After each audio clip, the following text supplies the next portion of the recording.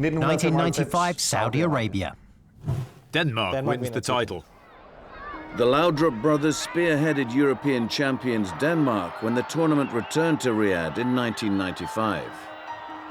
It was kind of a unique tournament in 1995.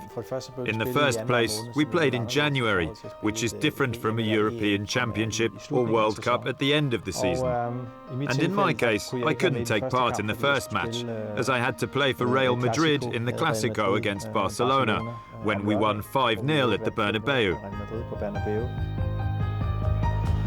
Brian ensured his brother's absence did not affect the result of Denmark's opening match against their hosts. Oh, it's a super goal by Brian Laudrup! It was a very important goal. The Saudi team set out to play very defensively, and it's always important to have a great start. I close my eyes and remember that goal perfectly. I can picture just how Brian Laudrup used to play. Dribbling the ball on his own, he was like a magician. He was so comfortable on the ball. I'd played with several members of the other teams in Riyadh, for example with Gabriel Batistuta at Fiorentina. So the way in which we all shared one hotel was a unique experience.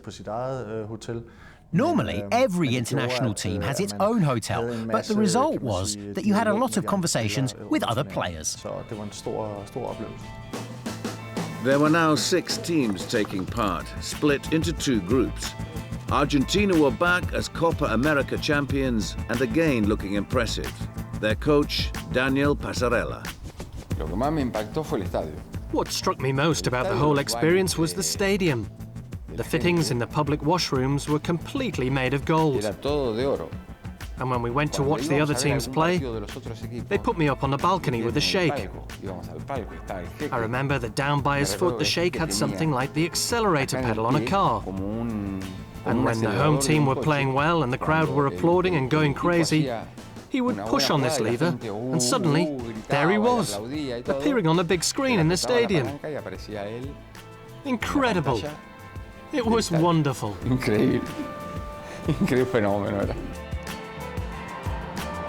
Argentina began with a comprehensive 5-1 demolition of Asian champions Japan.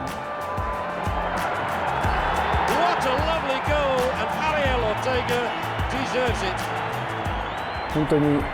We really experienced at first hand the strength of a top international team. At the time, I felt their speed, power and skills were a class above our own, and that Japan were a huge distance away from them. A 0-0 draw with Nigeria then ensured Argentina their place in the final. There they would face the winners of Mexico against Denmark. For the Danes, the group decider began badly as goalkeeper Lars Ho suffered a concussion and was forced off.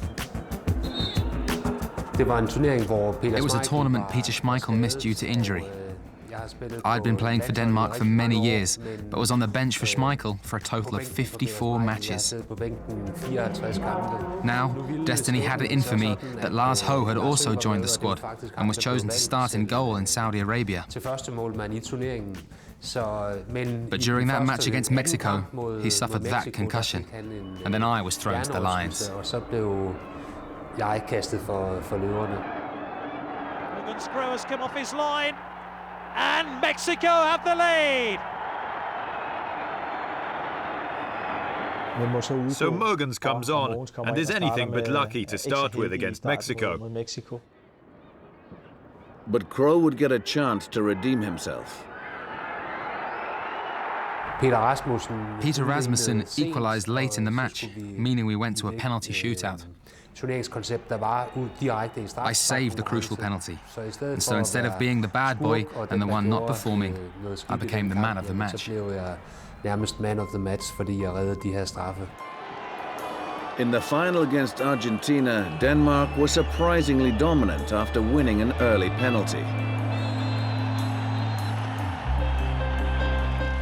We were building a good team, but Denmark already had a great side, with the Laudrup Brothers at its heart.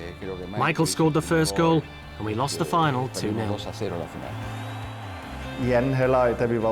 During the second half, when we were coming under pressure, we made a counter-attack. I took the chance to go on a run and pass to Peter Rasmussen, who scored the decisive goal. It was great teamwork.